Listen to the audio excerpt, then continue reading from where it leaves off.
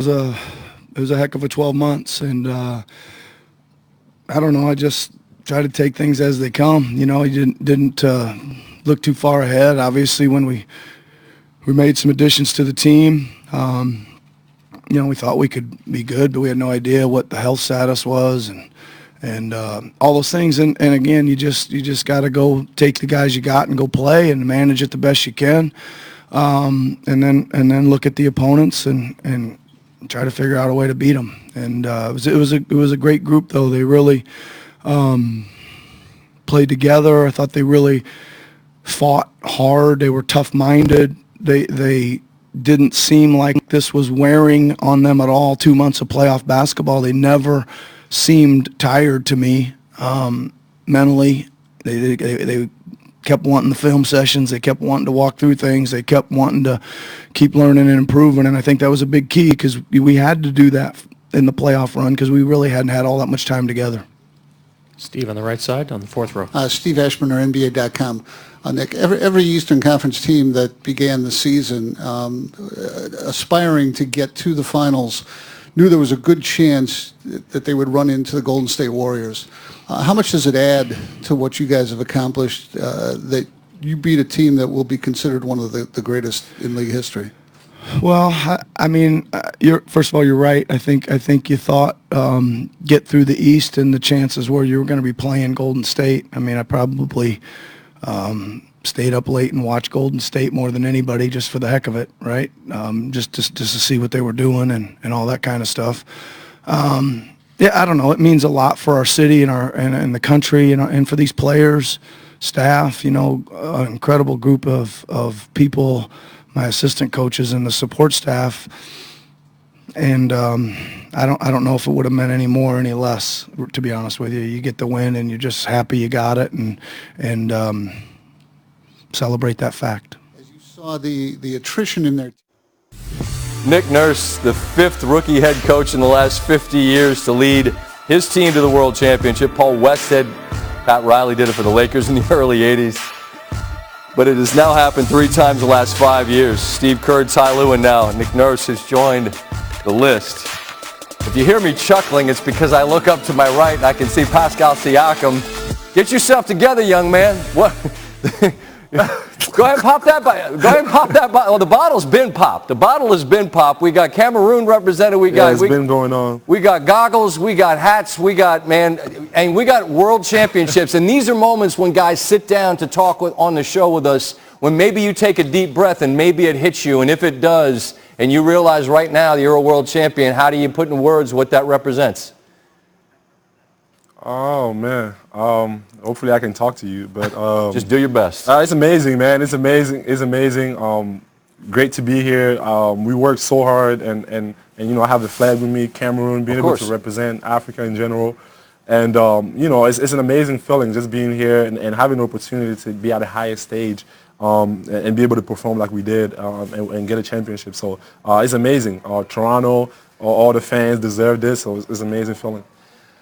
You had 26 in this game, hit a huge. I wonder if you could just explain to me sort of the intensity, because as I said to Stephen A. Smith a moment ago, through the first 3 quarters, it felt like a remarkable game of incredibly high-level basketball. And then the last 6 minutes, it felt like a bar fight, like everyone's out of gas, and it's just truly a will of who can win this game. What are those moments like when a championship is there to be had? I mean, I think at that time, you know, all the X and O's go out the window. You know, we have to do everything we can. You have to give everything you have to be able to win. And at that time, you know, we're just fighting, and everyone is on the floor diving, trying to get every possession. Every possession counts. So at that time, you know, it's just about who wants it more. And I think, you know, we kind of proved that, you know, we wanted it, and we went out there and took it.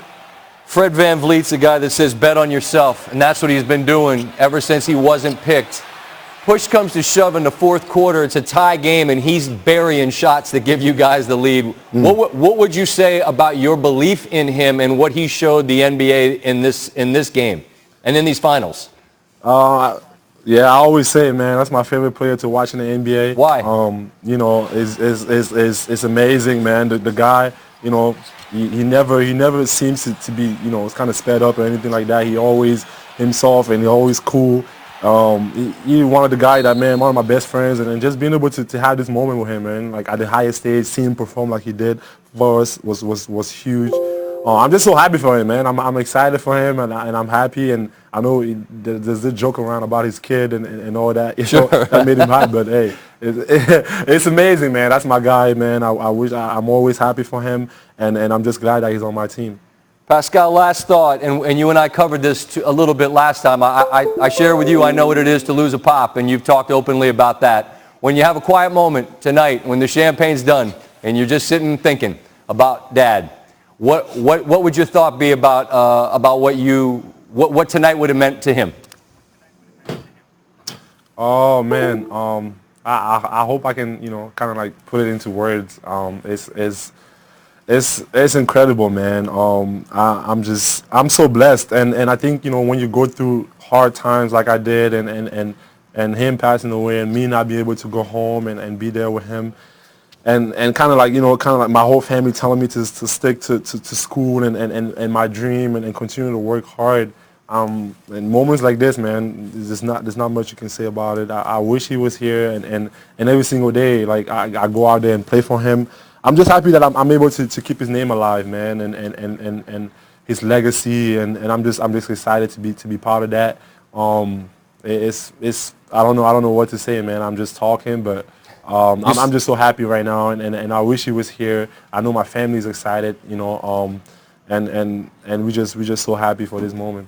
You said it beautifully. You can't say it better. They say when a young man loses his father at an early age, he spends the rest of his life trying to make him proud, and undoubtedly you did that tonight. Let me leave you with this.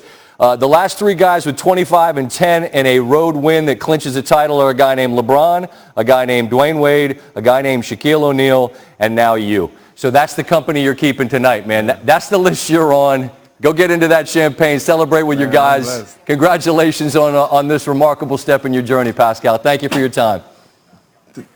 Man, thank you so much for having me, man. And I'm so always good to talk to you. And thank you, man. We'll do it again. Thank you, sir. Yep. Thank you. Pascal Siakam, world champion. Champagne. Kawhi Leonard. We'll hear from both locker rooms. You know the deal. We don't know what we're doing. Like, we'll talk to people when they come by. That's what we do. Wow, we the North. Everybody's out. Don't fight. Don't fight. That's just a mosh pit. They're listening to Bare Naked Ladies. Steve's not in here. Steve left. All right, we'll continue with more on SportsCenter. SportsCenter on the